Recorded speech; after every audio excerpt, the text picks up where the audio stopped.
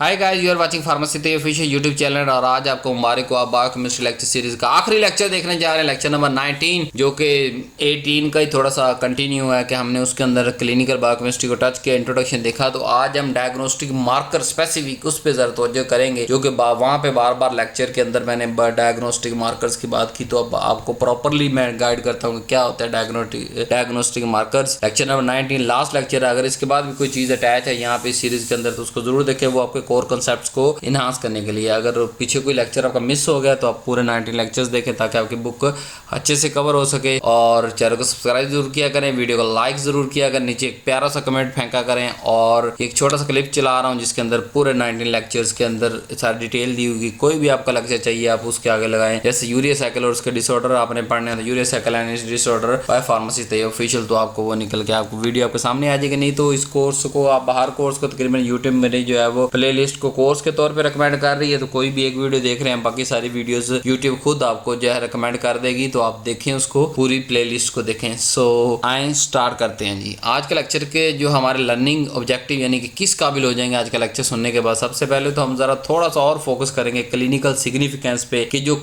की biochemical markers हैं उसकी क्लिनिकल सिग्निफिकेंस क्या है। फिर हम uric acid, cholesterol, bilirubin, creatinine level आपके लेवल पे रहते हुए ये सारी चीजों को जो है वो डिस्कस करेंगे, इंटरप्रेट करेंगे। लैब्स रिपोर्ट्स आपके साथ शेयर करूंगा मैं। फिर कोरिलेट करेंगे एबनॉर्मल वैल्यूज को डिजीज कंडीशन के साथ कि देखें ये एबनॉर्मल वैल्यू आ गई तो ये डिजीज होगी। फिर हम डिफरेंशिएट करेंगे पैटर्न का, लीवर का, किडनी का, मेटाबॉलिकल डिसऑर्डर्स का। और एंड पे हम जो लैब फाइंडिंग है उसको फिर फार्मास्यूटिकल केयर और पेशेंट मैनेजमेंट के साथ कोरिलेट करेंगे। आए तो हम अपना लेक्चर स्टार्ट करते हैं। उम्मीद है आपने अभी तक वीडियो लाइक कर दी होगी। तो इंट्रोडक्शन, व्हाट जो डायग्नोस्टिक मार्कर क्या है जी। डायग्नोस्टिक मार्कर या बायोकेमिकल मार्कर क्या होते हैं? ये मेजरेबल सब्सटेंस होते हैं हमारी बॉडी फ्लूइड के अंदर, जो कि रिफ्लेक्ट करते हैं नॉर्मल या पैथोलॉजिकल प्रोसेस को। कि अगर मतलब एचबी नॉर्मल आई तो ठीक है, उसने नॉर्मल को रिकमेंड किया ना कि नॉर्मल, उसने कहा कि ठीक है इस बंदे की एचबी नॉर्मल है। लेकिन अगर कम ज्यादा आ रही है तो पैथोलॉजी किसी प्रोसेस की तरफ हमारा तो जो दिलाना चाह रही है। कम है तो एनीमिया है जैसे। They are essential for disease को डिटेक्ट करना सबसे पहले, फिर उसकी सिवियरिटी को मालूम करना है कितनी सिवियर है, फिर जो थेरेपी दी उसको मॉनिटर करने के लिए, प्रेडिक्टिंग द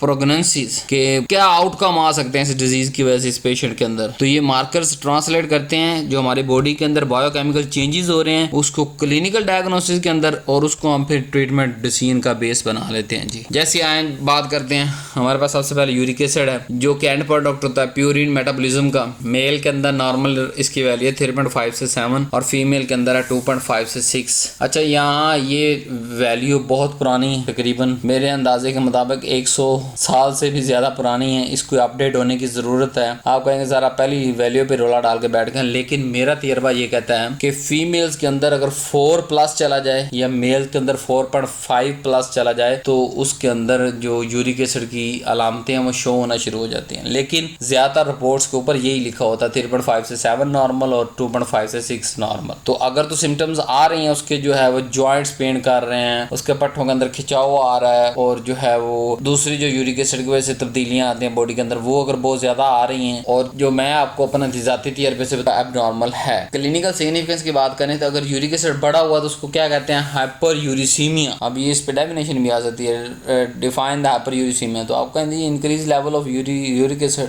गाउट करवाता है, डिजीज का नाम गाउट है। फिर रीनल फेलियर करवाता है, लोकीमिया करवाता है, और जो है वो हाई प्यूरिन डाइट अगर ली जाए तो ये काम होता है सारा। और यूरिक एसिड अगर लो आ रहा है तो इसका मतलब लीवर डिजीज है, यानी कि या बाज ड्रग जो हम यूज करते हैं यूरिक एसिड को लो करने के, जैसे एलोप्यूरिनॉल जो है, इसकी वजह से भी हमारी बॉडी के अंदर कम हो जाता है। और बहुत सी ड्रग यूज होती हैं जो यूरिक एसिड को लो करती हैं। ये तो अपने मैकेनिज्म की वजह से लो कर रहे हैं ना। अगर हम एलोप्यूरिनॉल यूज कर रहे हैं तो उसका जो है वो साइड इफेक्ट ये है कि यूरिक एसिड बॉडी के अंदर कम हो जाएगा, या डिजीज लीवर डिजीज की वजह से भी जो है यूरिक एसिड कम हो सकता है। तो आपने इस चीजों को इंटरप्रेट करना है कि किस वजह से ज्यादा या किस वजह से कम है। दूसरा कोलेस्ट्रॉल, ये बड़ा जरूरी होता है, जो है वो एसेंशियल लिपिड है for membrane, hormone and bile acid, तीनों जगह काम आता है। इसकी 3 टाइप है, low density lipoprotein, high density lipoprotein, very low density lipoprotein. एक सादा सा फार्मूला मैं आपको बताता हूँ कि लो डेंसिटी लिपोप्रोटीन का नाम ही लो, एक तो उसकी डेंसिटी लो है इसलिए उसको रखा गया लो, दूसरा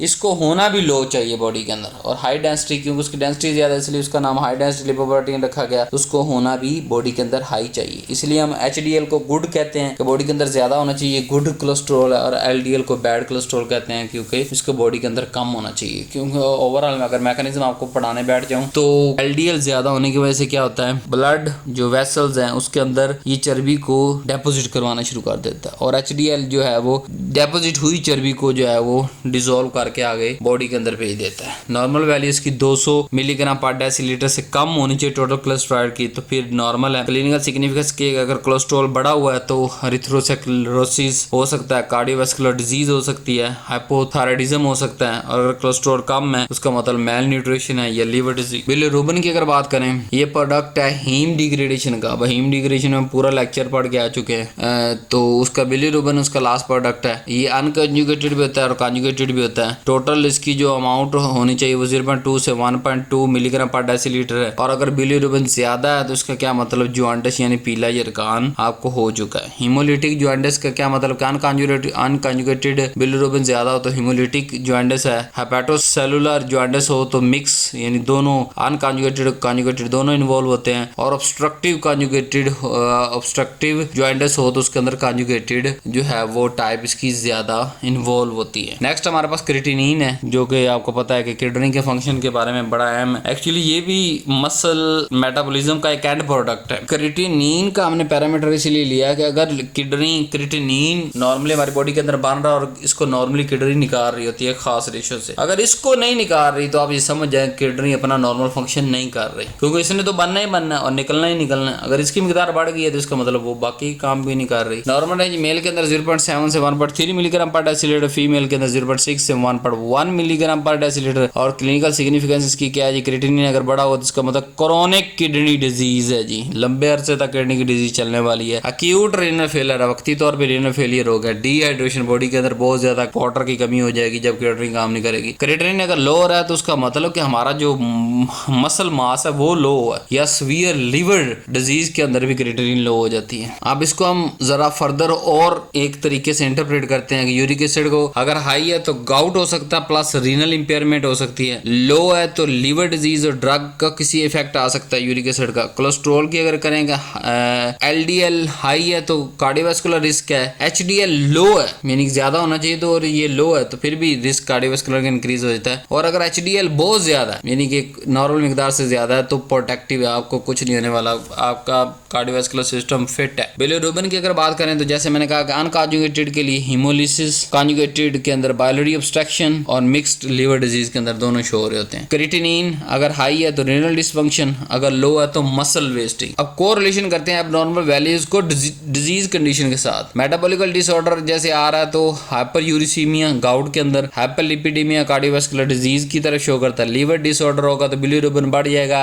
ALT AST बढ़ जाएगा, एल्ब्यूमिन कम हो जाएगा। किडनी डिसऑर्डर की बात करें, क्रिएटिनिन बड़ा होगा, यूरिया बड़ा होगा और इलेक्ट्रोलाइट इम्बैलेंस हो चुका होगा। लिवर डिजीज के अगर पैटर्न की हम बात करें, जैसे कि हम 3 कंडीशन हीमोलिटिक, हेपेटिक और ऑब्स्ट्रक्शन की बात कर चुके हैं, तो हीमोलिटिक के अंदर बिलिरुबिन के अनकंजुगेटेड बिलिरुबिन बड़ा होगा, एंजाइम बाकी सारे नॉर्मल होंगे लेकिन रेड ब्लड सेल की डिस्ट्रक्शन हो रही होगी बड़ी फास्ट। हेपेटिक के अंदर जो है मिक्स दोनों कंजुगेटेड और अनकंजुगेटेड दोनों इन्वॉल्व होंगे बिलिरुबिन, प्लस ALT और AST बड़ा होगा, लिवर डैमेज हो चुका होगा इसके अंदर। ऑब्स्ट्रक्शन के अंदर सिर्फ कंजुगेटेड बिलिरुबिन बड़ा होगा और ALP बड़ा हुआ होगा और बाइल ब्लॉकेज हो चुकी होगी। किडनी डिजीज पैटर्न की अगर बात करें तो क्रिएटिनिन बड़ा हुआ है तो उसका मतलब आप डिजीज की तरफ भागते चले जा रहे हैं। यूरिया बड़ा हुआ है, किडनी और डैमेज है। इलेक्ट्रोलाइट इम्बैलेंस आ रहे हैं तो मतलब वो काम ही नहीं कर रहा है। मेटाबॉलिकल डिसऑर्डर पैटर्न के अंदर गाउट के अंदर यूरिक एसिड बड़ा हुआ होता है, डिसलिपिडीमिया के अंदर कोलेस्ट्रॉल बड़ा हुआ होता है। अब ओवरऑल ये सारी जो इंटरप्रिटेशन है इसको हम फार्मास्यूटिकल केयर या पेशेंट मैनेजमेंट के अंदर कैसे इस्तेमाल करते हैं। नंबर 1, डोज एडजस्ट के लिए। रीनल इंपेयर आ रहा है तो उसकी डोज एडजस्ट करनी पड़नी है, एंटीबायोटिक,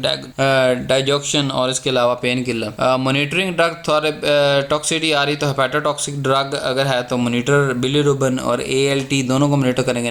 नेफ्रोटॉक्सिक ड्रग है तो मॉनिटर क्रिएटिनिन के लेवल को हम मॉनिटर करेंगे और ADR को प्रिवेंट किया जा सकता है। अगर हाई यूरिक एसिड है तो हम ऐसी ड्रग ना दें जो यूरिक एसिड और ज्यादा कर दें। हाई कोलेस्ट्रॉल है तो हम स्टैटिन को जो है वो इसकी मिकदार देने शुरू करते हैं ताकि ओवरऑल कोलेस्ट्रॉल मिकदार कम होना शुरू हो। थेरेप्यूटिक ड्रग मॉनिटरिंग के दरमियान हम इंश्योर करते हैं और सेफ्टी और इफेक्टिव ड्रग लेवल को अचीव करते हैं इन सब चीज़ों को यूज़ करते हुए। और आगे क्लिनिकल प्रैक्टिस के अंदर जब चलेंगे ना लास्ट सेमेस्टर के अंदर, तब थेरेप्यूटिक ड्रग मॉनिटरिंग को बड़ा डिटेल से बताऊंगा। अभी यहाँ सिर्फ छोटा सा याद रख लें कि थेरेप्यूटिक ड्रग मॉनिटरिंग का एक सादा सा मतलब ये होता है कि किसी भी पेशेंट के अंदर महफूज और इफेक्टिव ड्रग काम भी करे और उसका लेवल इतना रखें कि पेशेंट महफूज रह सके। पेशेंट काउंसलिंग की अगर बात करें तो हम डाइट कंट्रोल करवा सकते हैं, यूरिक एसिड है और प्यूरिन कम खाए, फैट कम ले, कोलेस्ट्रॉल के अगर बढ़ा हुआ तो लाइफस्टाइल मॉडिफिकेशन करवा सकते हैं, और जो थेरेपी हमने दी है उसको थोड़ा सा काउंसल करके उसको अडहेयर करवा सकते हैं। अगर ये तीनों चीजें करवाने के अंदर हम कामयाब हो जाते हैं, उस स्पेसिफिक डिजीज की डाइट कंट्रोल, उस स्पेसिफिक डिजीज के लिए जो लाइफस्टाइल मॉडिफिकेशन वो और थेरेपी, तो पेशेंट रिकवर होने के चांस बढ़ जाते हैं। समरी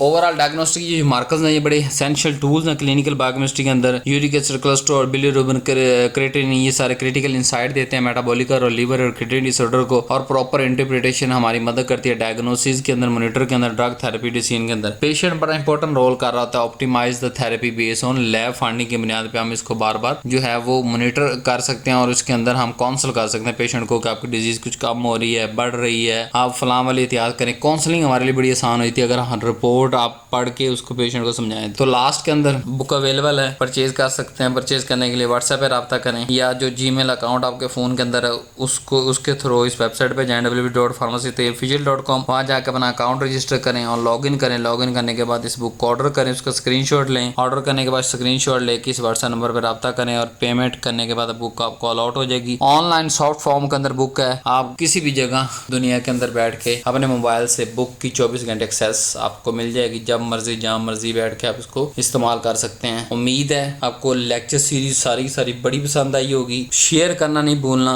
अपने फ्रेंड्स के साथ, ऑफिशियल और अनऑफिशियल दोनों जो है वो शेयर जरूर किया, क्योंकि जो आपकी दो चीजें होती है ना, वीडियो को शेयर करना और वीडियो को लाइक करना, उसी की बुनियाद पे सेम सेमेस्टर के अंदर नेक्स्ट सीरीज जल्दी आ रही होती है। जैसे ये सेकंड सेमेस्टर बायोकेमिस्ट्री का आप लेक्चर देख रहे हैं, अगर इसको आप लाइक करते चले जाएंगे, शेयर करते चले जाएंगे ग्रुप्स के अंदर, तो जो इसकी बाकी सीरीज अवेलेबल होंगी ना वो जल्दी कंप्लीट हो जाएंगे। अरे पता हमारे पास एक मोटिवेशन आ रही होती है कि अच्छा यार इसके सब्सक्राइबर ज्यादा मौजूद हैं, या ये लोग ज्यादा वॉच कर रहे हैं और प्लस उसको ज्यादा वीडियोस के साथ इंटरेक्ट कर रहे हैं। क्या करना, लाइक ही तो करना है, सब्सक्राइब करना है, लाइक करना है, वीडियो जो भी वीडियो देख रहे हैं उसको लाइक कर दें नीचे से, और एक प्यारा सा कमेंट फेंक दें। कोई सजेशन देनी सजेशन दे सकते हैं, और शेयर लाजमी किया करें। जितना ज्यादा आप इसको ग्रुप्स के अंदर शेयर करेंगे उतनी ज्यादा सेम सेमेस्टर की वीडियो ज्यादा अपलोड होंगी। और जैसे ये अभी बायोकेमिस्ट्री कंप्लीट हो गया, फिर आगे दूसरी बुक, फिर तीसरी, चौथी, बाकी सारी बुक्स भी अवेलेबल है, लेकिन उसके चांदे के लेक्चर्स होते हैं बाज़ दफ़ा। अगर ये जो सीरीज कंप्लीट हो इसको बार बार आप लाइक करेंगे और इसको शेयर करेंगे तो दूसरी सीरीज भी कंप्लीट हो जाएंगी। Thank you very much. उम्मीद है आपने जो वक्त गुजारा इस सीरीज के साथ मेरे साथ आपका बड़ा अच्छा गुजरा होगा। Love you so much. किसी नेक्स्ट सीरीज के अंदर किसी और वीडियोस के अंदर सेकंड सेमेस्टर की बाकी सारी बुक्स पे भी वीडियोस अवेलेबल है, उसके अंदर मुलाकात होती है। अल्लाह हाफिज़ व नासिर।